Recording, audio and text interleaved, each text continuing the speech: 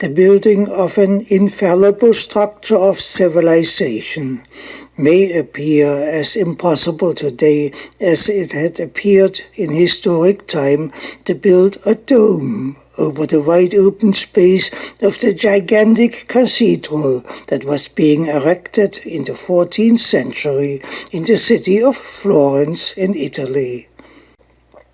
The plan for the cathedral had become ever more ambitious throughout the planning stage.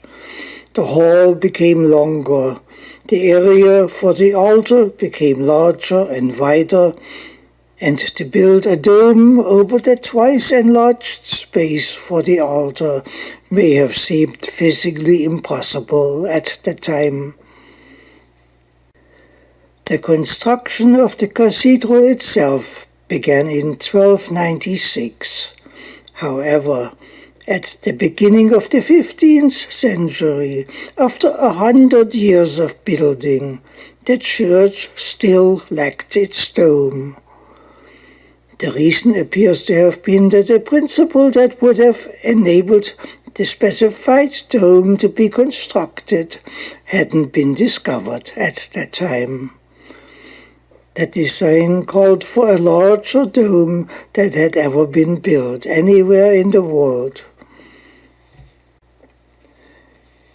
In addition, the dome was specified to be built without external buttresses that are typically used in Gothic designs to prevent the walls of the domed structures from spreading, as in the design of Notre Dame. Nevertheless, it became imperative for the church in Florence, regardless of the challenges, that its dome be built as specified, that it would be built elegantly, and without the flying buttresses that were deemed ugly. So it was that in 1418, 124 years into the construction period, a design competition was announced for the construction of the required dome, as it had been specified, but in a manner that could actually be built. Filippo Brunelleschi won the commission.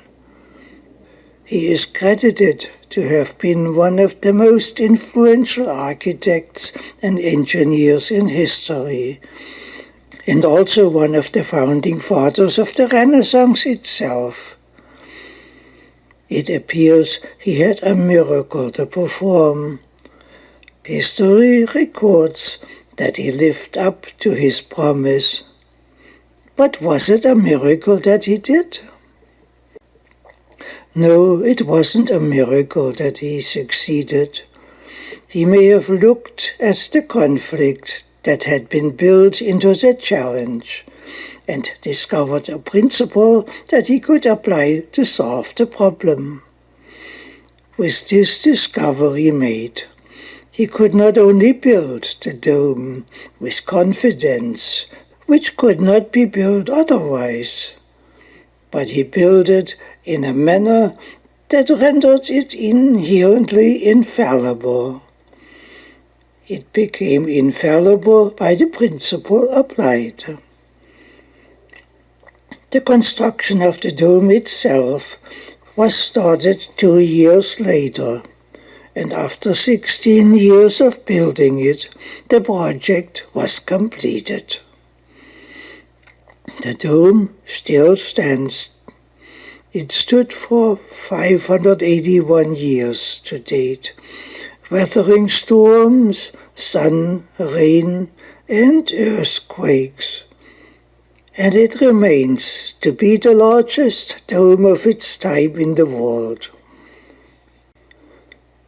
What started out as a conflict with reality was overcome with a principle by which the structure became infallible. Can this process of deconfliction be applied to creating an infallible civilization?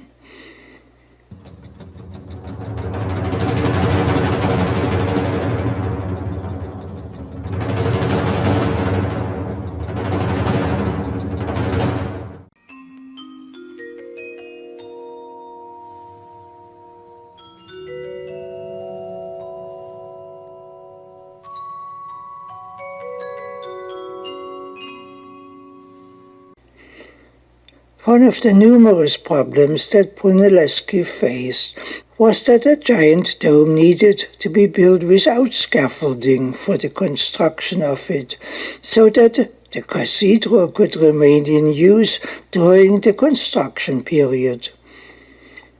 The dome was built from platforms supported by concealed stone ribs that had notches cut in them.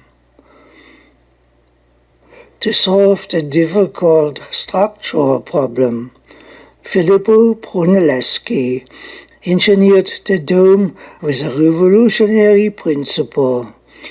He applied the catenary arch. The catenary is the curve that a hanging chain assumes by the effect of gravity and tension. It is affected by the length of the chain relative to the distance between its anchor points. But the shape will always be unique, reflecting the catenary principle.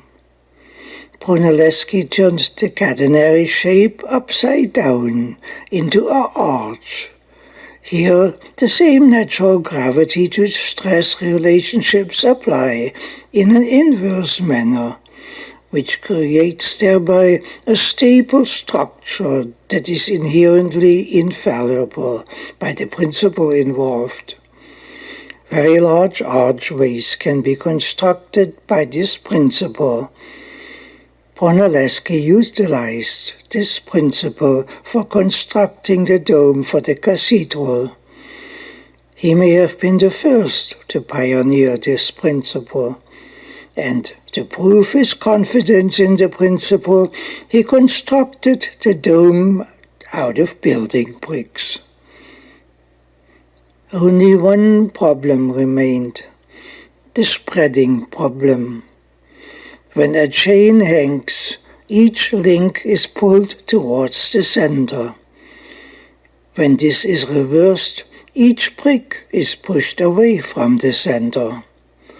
Brunelleschi solved this spreading problem by building an inner dome and surrounding it with several stone chains that served like barrel hoops, which he embedded into the walls of it.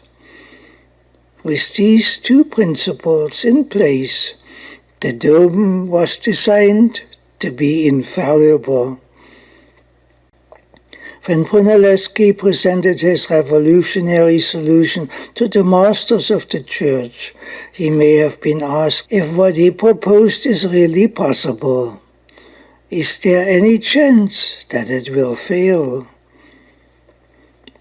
He would likely have answered confidently that once one understands the principles involved and adheres to the principles, the structure cannot possibly fail. It is infallible by the design of it. Failure is impossible then when the principles are infallible, as principles are. The cathedral dominates the landscape of the city as if it was built on a hill. But this isn't the case. It has that effect because the structure is extremely large.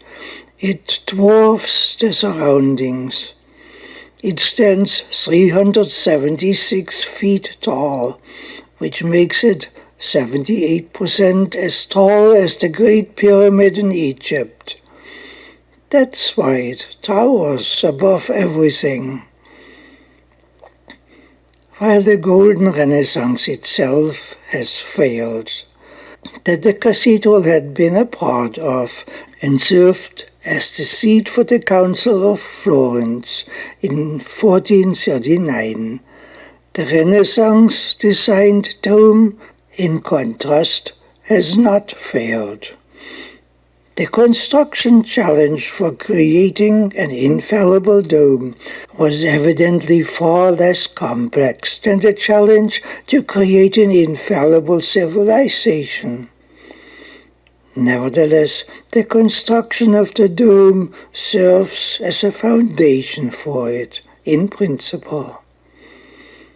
Human society has stood tall many times in history and in different lands, and has reached to great height in building its civilization. However, the created structures of civilization have all collapsed in various ways, in various times, for the lack of some principle that had been overlooked in the building process. These deep failures, of course, are not inherent in the nature of our humanity, but merely come to light as opportunities not fully realized towards achieving the seemingly impossible.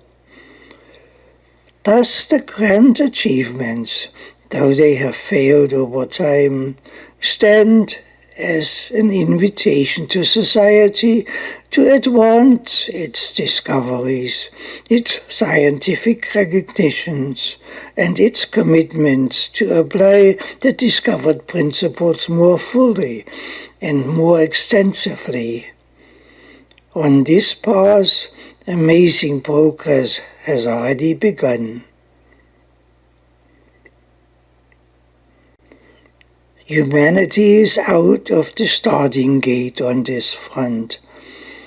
The repeated failures in the past no longer imply that it is inherently impossible to create a civilization that is infallible. The goal to do this is now on the table. It is recognized that infallibility in civilization will be achieved when the principles for it are fully discovered, scientifically understood, and meticulously implemented in the manner as Brunelleschi had in building the Dome of Florence. Brunelleschi faced an additional challenge for reasons that the dome was required to have an octagonal shape rather than a circular shape. A circular design enables the most ideal weight distribution. The principle that Brunelleschi used to overcome this problem was also quite simple. He made the walls of the inner dome so thick that the octagonal design became functionally a circular dome within the walls. It was this feature that had enabled the surrounding chains of stone linked with iron spikes to be placed within the walls of the dome to prevent the outward spreading of the structure. This principle is such a simple one that it could be relied on to prevent the structure from ever collapsing. It helped make the dome inherently infallible, regardless of its hexagonal shape. The result was a stronger and freer structure and a much more elegant one that could otherwise be built. The dome, as it was built, will likely stand forever. It also appears, as things shape up now in the world in modern time, that the dome will likely outlast civilization itself. After 2.5 million years of human development, humanity has not yet achieved the stage of building itself an infallible civilization. The history of civilization is full of tragedies of failures. The great Greek classical civilization has failed. It was drowned in the Peloponnesian War. The Golden Renaissance, too, has failed. It was drowned in the 30 Years' War. The American Republic is on the fast track of failing, being consumed by conflicts and by war. Even Christianity is failing itself and Islam too, and so on, for much the same reasons. But those numerous types of failures are all but technical issues, not inherent issues. The fact that we have achieved near miracles in the past has reduced the still ongoing failures as but issues of refinement to be made.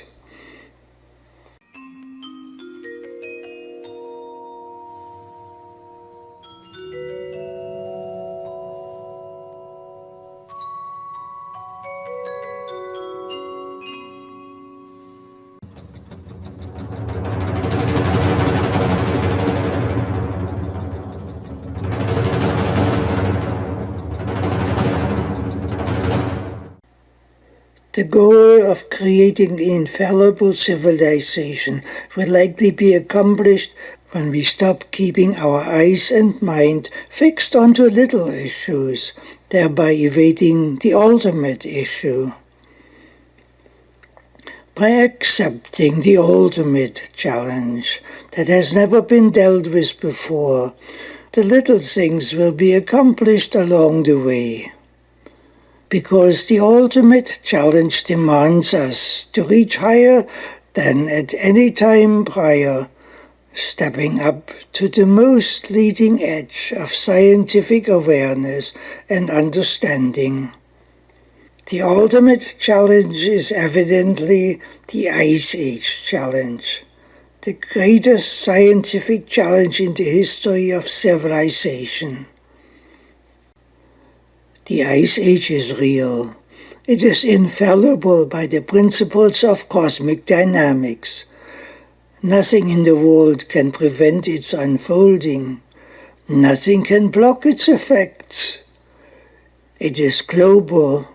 No one cannot be affected by it. The Ice Age starts with a solar phase shift that will be upon us in the 2050s. At this point, the northern regions, from Canada to Europe and Russia, will become rapidly uninhabitable without fail. The first phase shift towards the world-shaping event is already 45% complete. The task before us is to create a structure of civilization that cannot fail under the greatest demands and stresses that arise with the Earth becoming largely an ice planet when the Ice Age phase shift occurs. The task is so enormous that all lesser challenges become subsumed by it, even the nuclear war challenge. In order to reach the ultimate point from where we are today, a long road of progress lies before us, with little time at hand.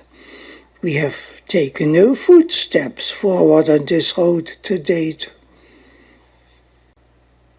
Typically, instead of creating an infallible civilization, we stand prepared to accept the doom of our universal annihilation with nuclear war that promises not to fail to achieve that doom. We even acknowledge that the prepared-for doom is designed not to fail.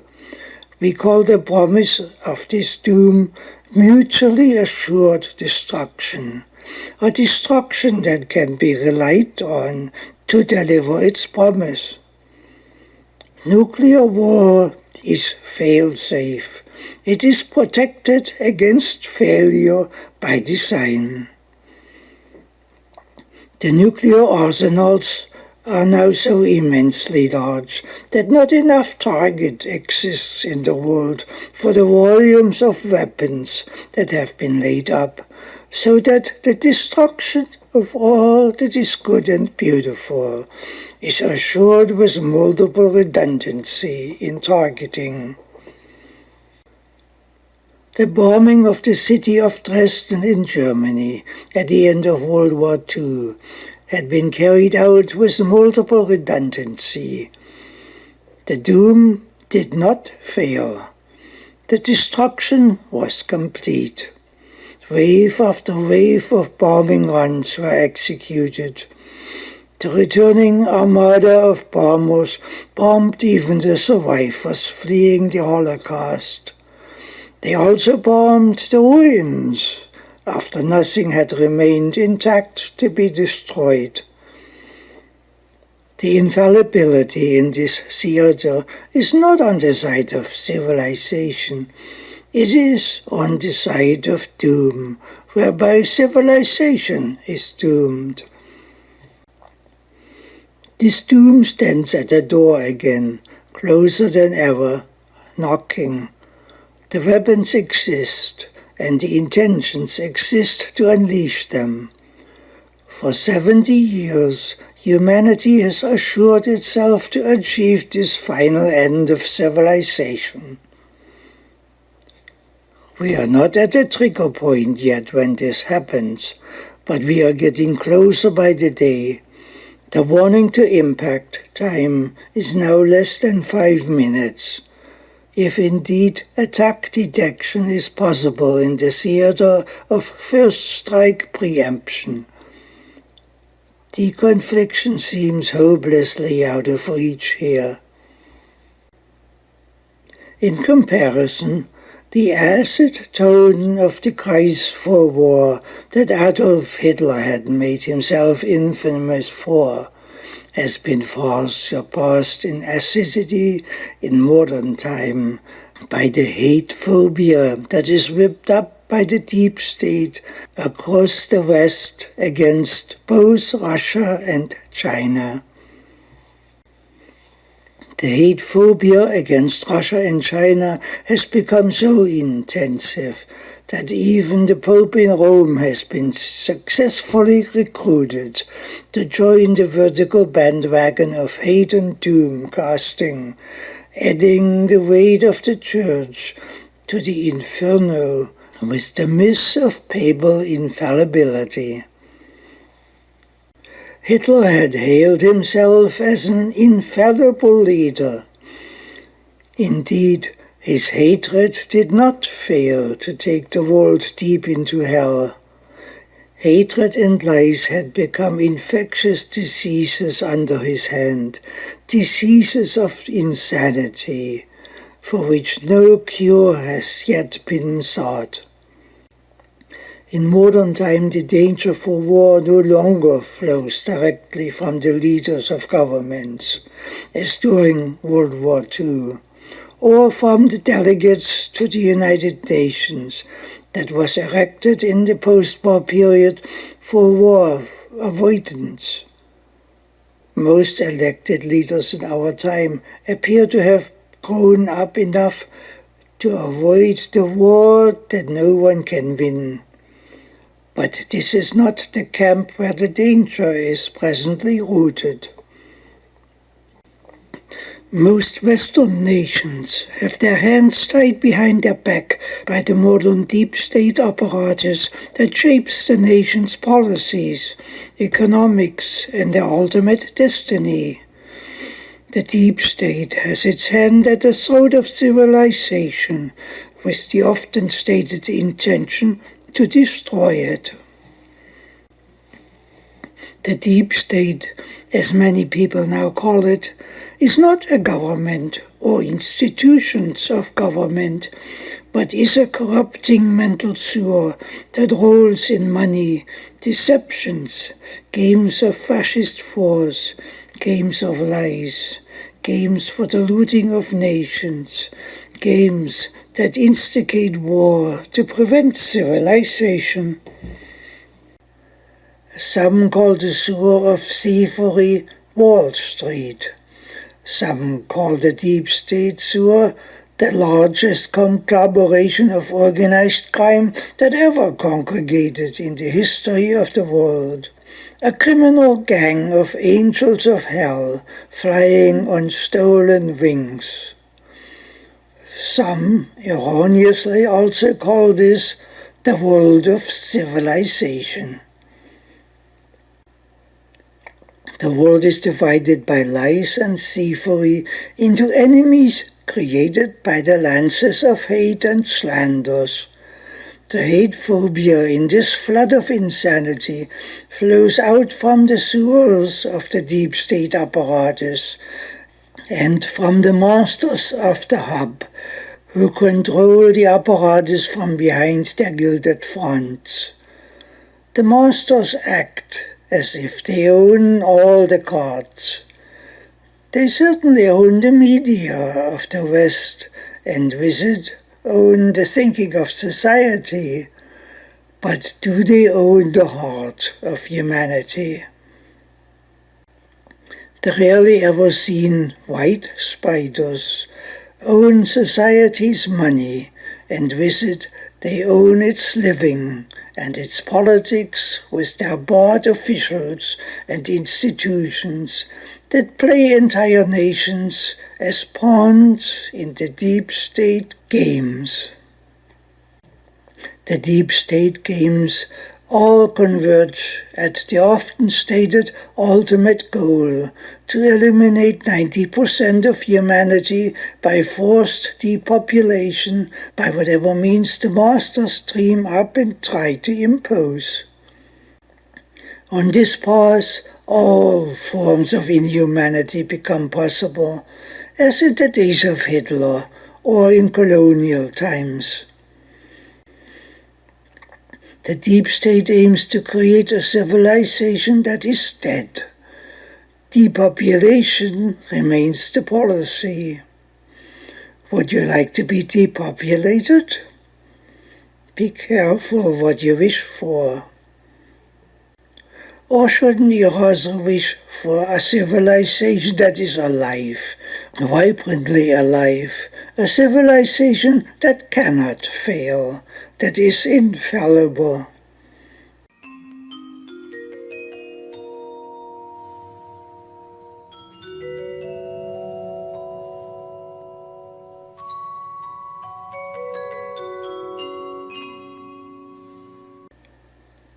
The nuclear war terror machine was created for the purpose of the deep state objectives. It is kept on the front burner for the scheme, with the flames turned up higher and higher. The game is now played in the context of time frames so short that automated responses are programmed into the game, as no person can react fast enough to execute strategy. It is sheer fantasy to believe that the fury of the machine can be stopped once it gets rolling, no matter who sits on the throne or who will start the ball to roll. The game is designed to roll. Conflicts are created and are escalated until the ball does roll indeed. How does one deconflict this theater of insanity? There is a solution possible, a solution that is infallible, a simple solution, and the only solution.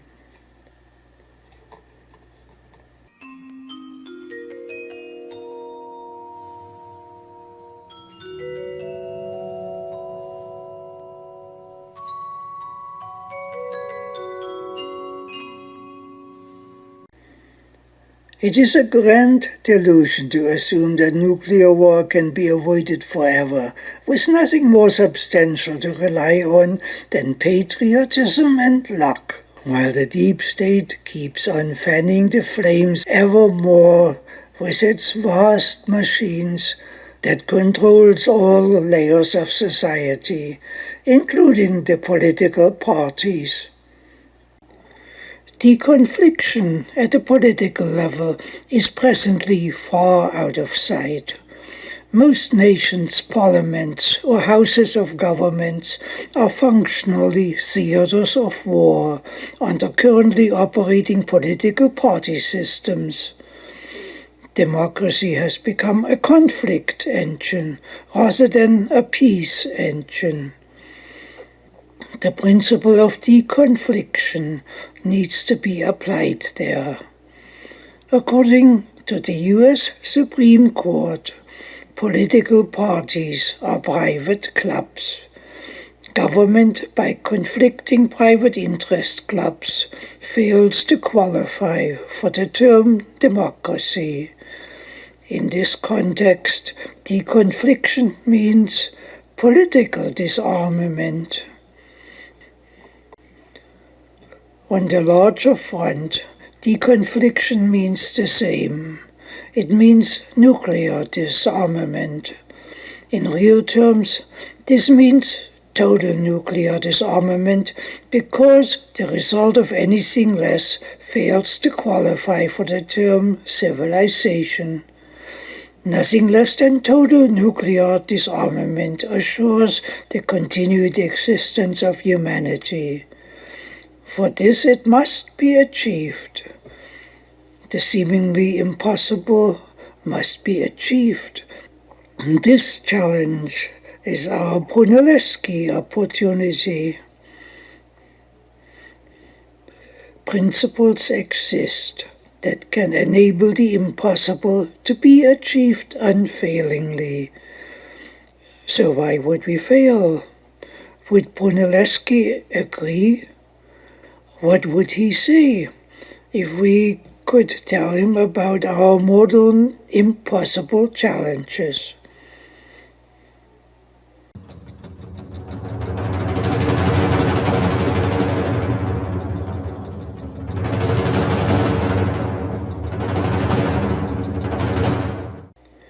Brunelleschi might look at what we would tell him about our nuclear weapons challenges and the great Ice Age challenge of today, and so forth, and mull him over and answer us, "Look, people, you've got this all backwards."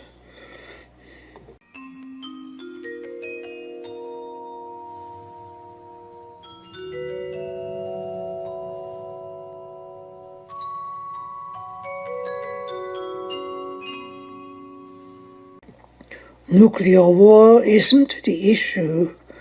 Economic thievery and collapse are not the issue. Party politics are not the issue.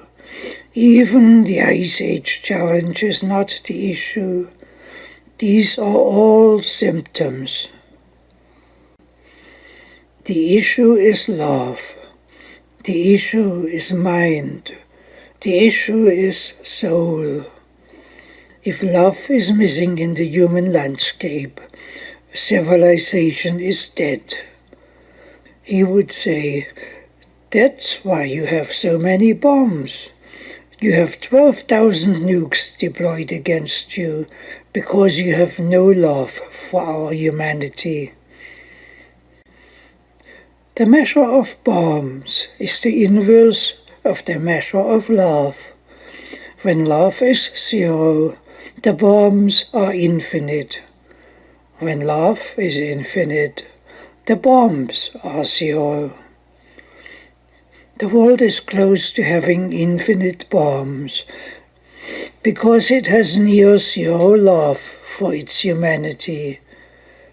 There is your answer, Brunelleschi might say. You need to focus on building a renaissance. This means building up your love for our common humanity. As love grows, the number of bombs diminish. In practical terms, this means waking up. The word renaissance signifies becoming reborn. It means that you flow with the movements of our humanity and value and cherish them, the movements of love and mind and soul. In these movements, you experience what a human being is. You need to come alive in this context. That's your critical need. When a society's love for its universal humanity is zero, It lives in an empty world that tends to become filled over time with bombs and hate and thievery. That's why our Renaissance didn't last. I had warned our masters about that. My building the great dome in Florence was a labor of love. The stipends that the masters of the church paid me was a pittance in comparison with the efforts that went into the project. The construction was a labor of love. The discovery of the principles for it resulted in the flow of the mind. I didn't make the principles. They came to me. I picked them up and applied them. And it was the soul of our humanity that insisted that the resulting dome become a beautiful work of art. The masters called the dome my dome. They attached my name to it and paid me a pittance. That's where the great Renaissance began to fail. They attributed near zero value to the product of love, where honor is due. They attributed no value to our humanity. That's why they were so cheap with me. And worst of all, they didn't honor the value of their own humanity thereby. That's how the Renaissance was lost. It was lost in the same way that modern civilization is in the process of being lost. And it resulted all from them missing the real value. The real value is love, mind, and soul. These are the only issues. They need to become your issues. Build with them, and know that what you build will then become infallible. The symptoms that are the non-issues will adjust themselves accordingly. Universal love uplifts all. The flow of mind deconflicts all. And the light of the soul makes everything beautiful. That's the golden song, the Renaissance song. It inspires people to become human again.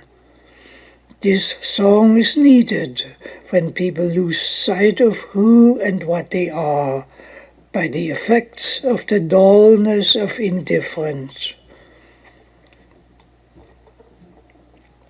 Of course, it is not easy for society to sing this Renaissance song again when society has become inwardly dead.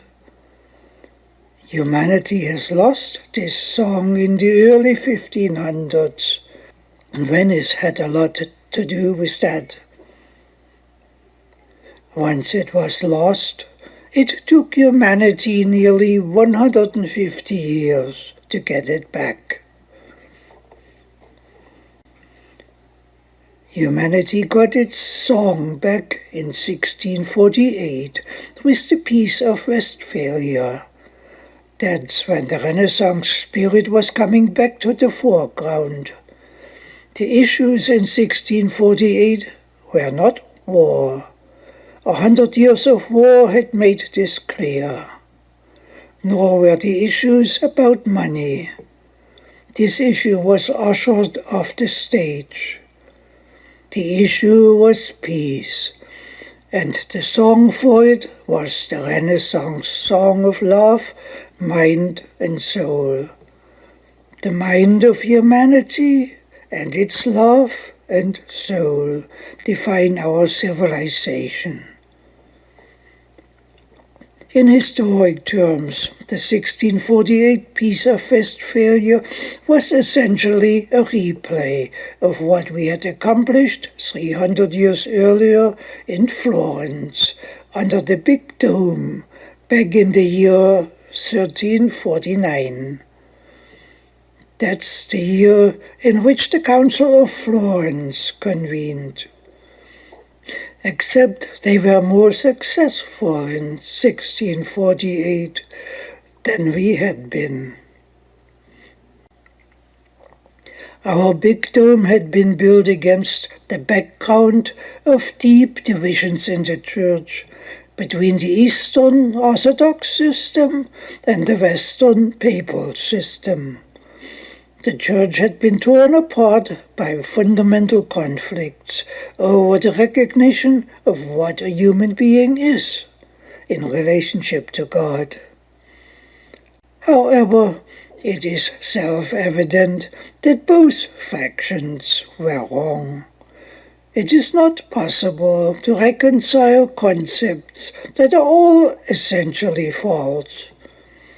In our case, both the Eastern and Western factions championed each a vertical model of relationship.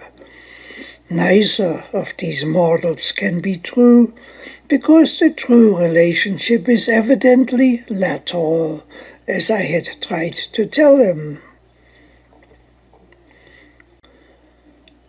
The world had come to Florence to reconcile two errors. Deconfliction is not possible on this platform. That's why not much came out of the council in Florence except a faint recognition that the truth lies elsewhere.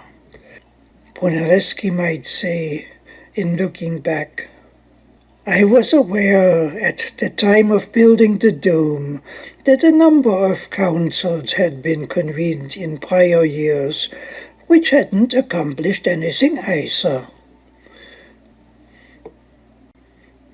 Brunelleschi might say, in looking back, it should have been obvious to everyone that the relationship between God and man is inherently a lateral relationship, such as God being all and man having all that God is.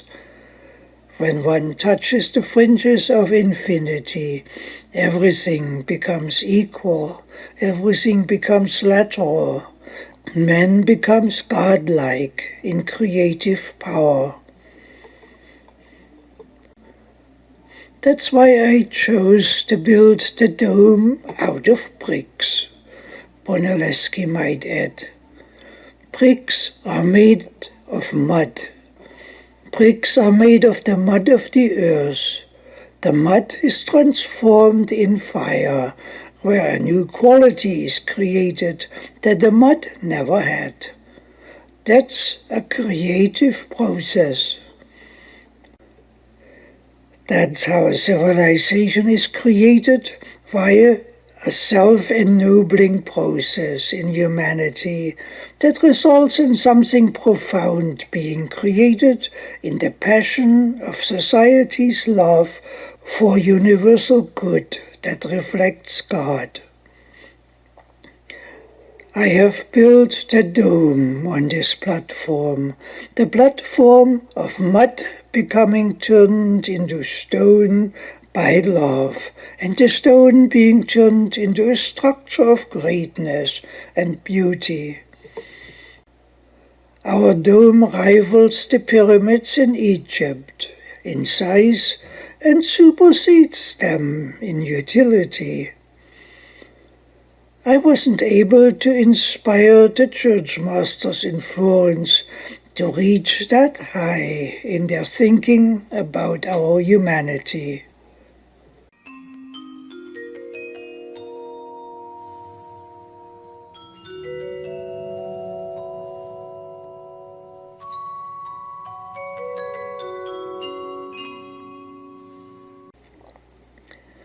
The little progress that we had made in 1439 was lost soon thereafter with the fall of Constantinople, the seat of the Eastern faction, by the 1453 Ottoman invasion. The old East-West ecumenical conflict has not yet been resolved. My challenge still stands alone, to turn mud into the grandest miracle of beauty and utility, in the fire of love.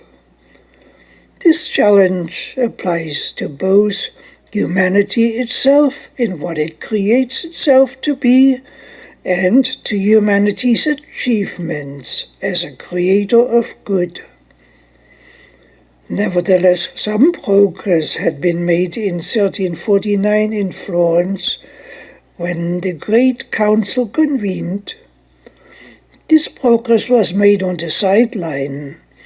The most important legacy came out of a series of lectures on Greek classical literature by the delegates educating one another, primarily those from Constantinople. They brought the rediscovered works of Plato back into the light, and so on. The process of reasoning behind the scene set up a stage of progress into the direction of the Renaissance humanism that actually did change the world.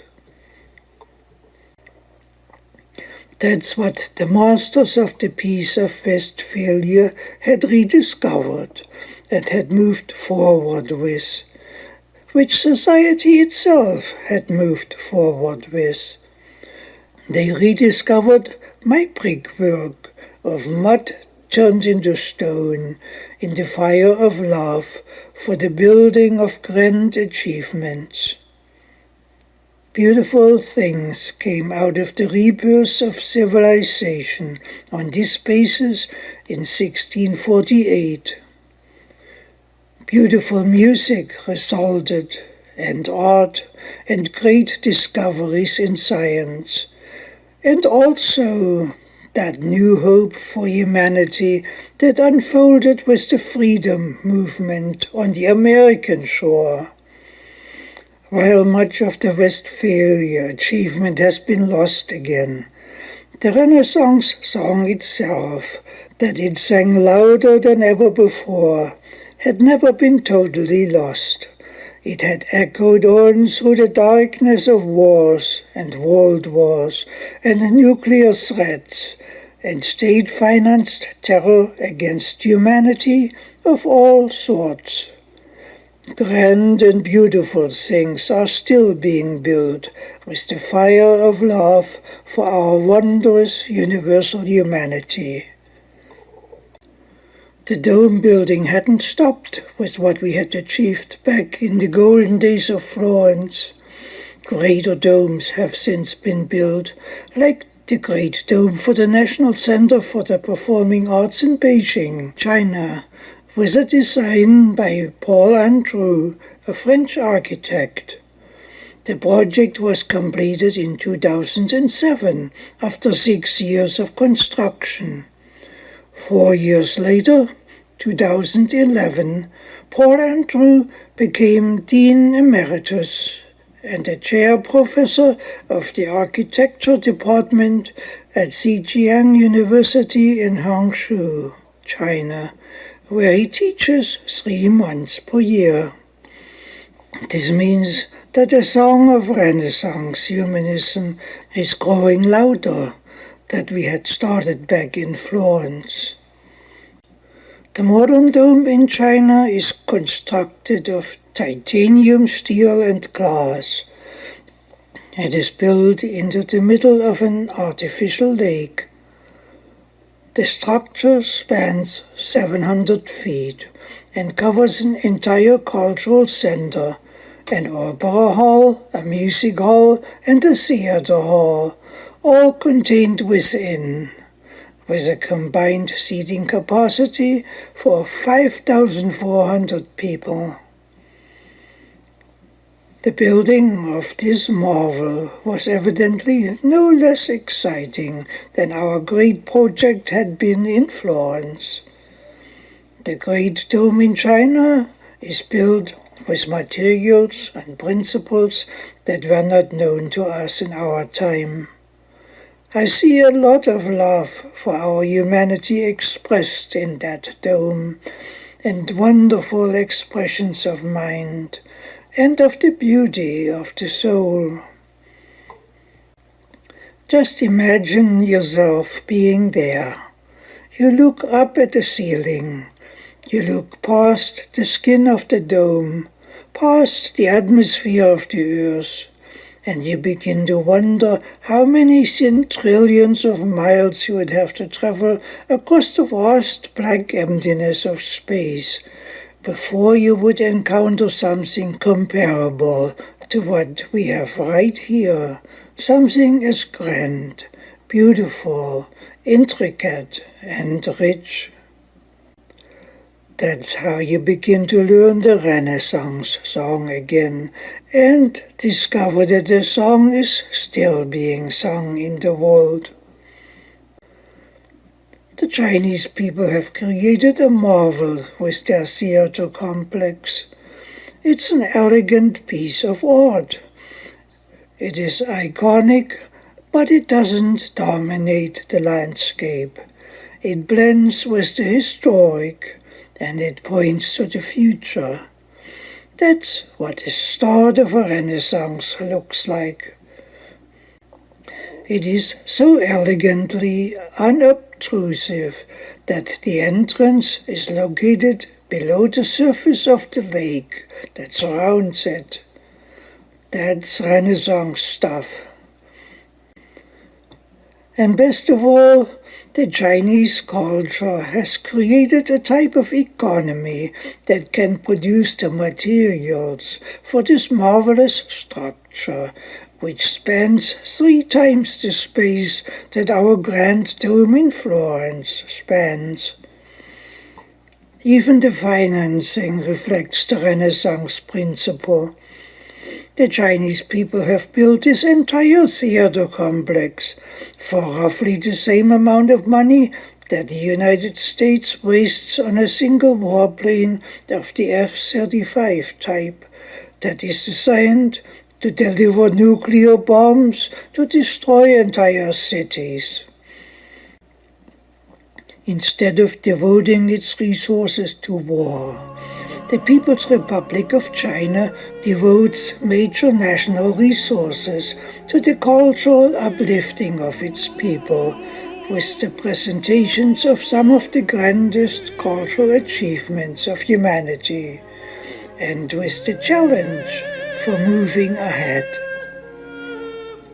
That's a Renaissance example of the finest sort, even though the music was in some cases written long after the time frame of the Renaissance itself.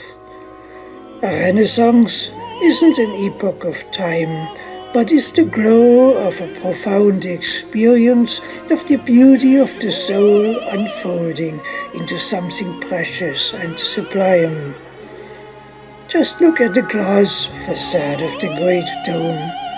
Its shape is like a curtain being drawn aside. That's what signifies a Renaissance. Doesn't it tell you something about where the future lies? It lies not in building bombs, but in creating beautiful things, in developing the spirit of our humanity to ever greater heights of expression and cooperation and mutual support, rather than mutually assured destruction. A Renaissance is the native air of the human spirit spreading its wings.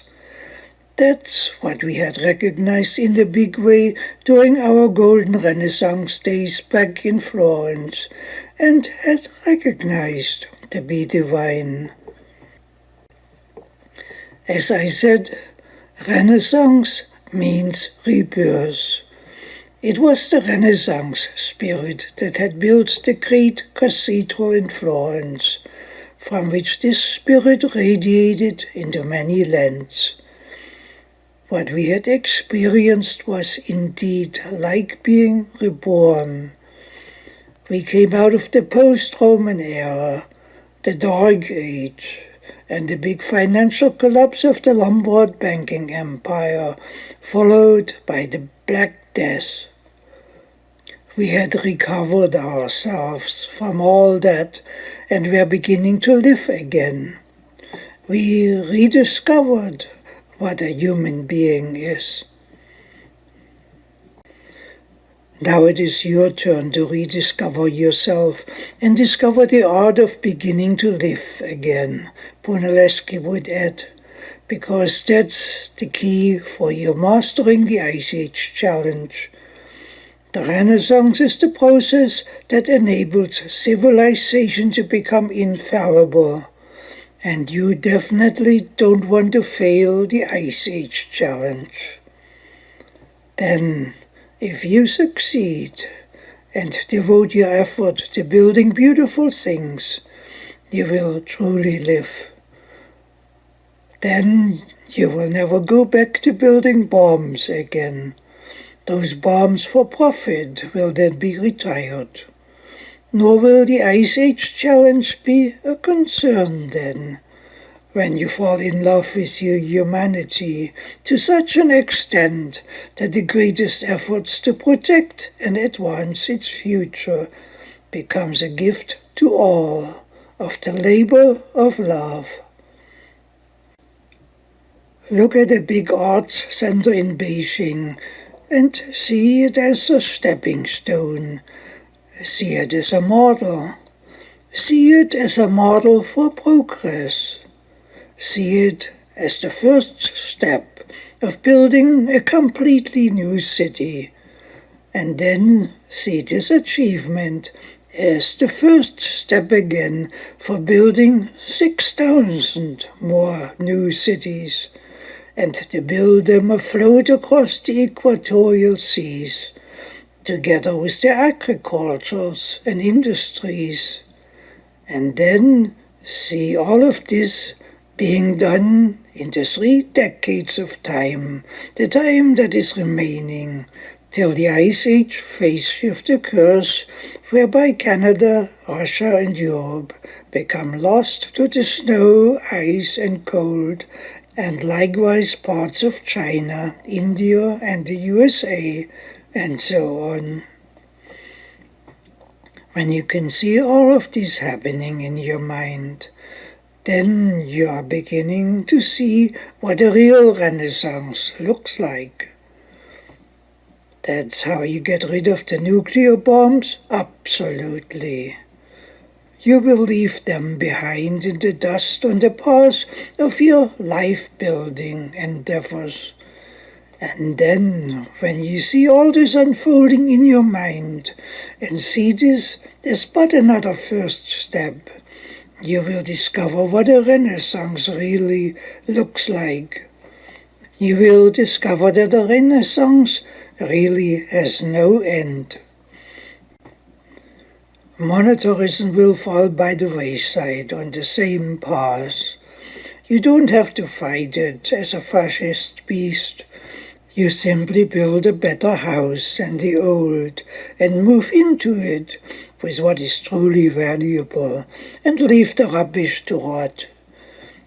The old then becomes forgotten history. But you must build the new house first. The Renaissance process has this effect. In fact, you cannot have an infallible civilization without it, or any kind of civilization, really. Without it, you have deep state structures filling the void, such as you have presently and have everywhere. The world presently believes that it needs nuclear bombs to keep itself safe against mutual aggression. That's a deadly trap, because civilization cannot be founded in conflicting pursuits. No principle exists that supports this trap, but this is what the world believes. In order to help humanity to get itself out of the quagmire of crap, you have to build a better house. People will line up to move into the new house, because when you build a better house, the old, non-Renaissance house looks empty and ugly in comparison. People will flee from the old with joy. Money falls into the same category. It is an ugly house. It allows robbers to steal society blind. The new house will have this conflict eliminated. In the new house, the banner reads, "We bring to each other our love, with which to enrich one another's existence." Why would we want to put a money price on this? That's how the new Renaissance will operate and enable society to exist wonderfully happy on an ice planet world and prosper in it. So, my friends, see every step that you take as but another first step for moving forward. When you see China's grand new theater complex that is surrounded by water on all sides, and you see this elegant structure as an example for building an entire Renaissance world afloat on the equatorial sea, then you will begin to glimpse what a human being is, who is a marvel in itself in every respect, a marvel of life that has no limits in moving ahead. Humanity and its Renaissance is one. The China Dome for the Performing Arts is the result of the nation investing its resources into developing itself into a Renaissance society. The cost in money for the construction will never be recovered in money. The cost for the tickets would have to be so expensive that the project would defeat itself thereby. The profit that is drawn, instead, is reaped in the form of intangible returns. The project is an investment to develop the national treasure, which is society itself. That's how a Renaissance operates. That's what we started in Florence, Brunelleschi would say. We nearly succeeded. We failed only when society foolishly insisted that everything must be drawn down to the lowest possible denominator, instead of up to the highest. Society hailed money as if it was gold. In a Renaissance world, the intangible value is the gold. That's what one promotes in a Renaissance environment. That's how a human society turns the dust of the earth into the greatest asset of value, and will do so forevermore. It does this with the creative and productive power of its universal humanity, that all people share. Brunelleschi might add, saying to us, when you succeed in discovering the needed principles for mastering your greatest challenge, don't be surprised at the miracles that the resulting kind of Renaissance in thinking will enable you to achieve. With this said, we have come to the beginning. The curtain is rising.